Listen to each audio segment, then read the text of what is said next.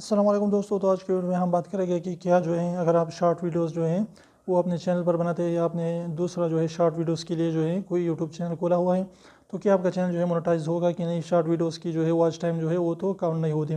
तो short videos की watch time count तब नहीं होती जब जो है आप उसकी फीड में जाके शॉर्ट्स जो फीड आता है शॉर्ट वीडियोज़ की वहाँ पर देखते हैं तो आपकी वीडियो वहाँ पर एड्स वहाँ पर शो नहीं होंगे। लेकिन कोई भी बंदा अगर आपके चैनल को विजिट कर देता है वहाँ पर आपकी वीडियोज़ देखते हैं शॉर्ट वीडियोज़ तो वहाँ पर एड्स शो होंगे। इसके अलावा जो है आप अपने चैनल को मोनेटाइज कर सकते हैं।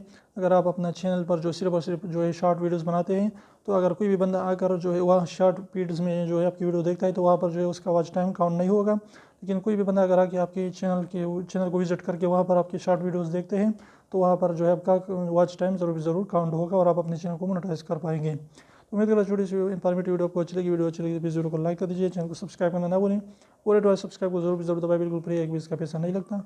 तो आप एक सेकंड निकाल लीजिए, उसको प्रेस मत कर लीजिए। तो फिर मिलते हैं, तब तक की इजाज़त दीजिए। अल्लाह हाफिज़।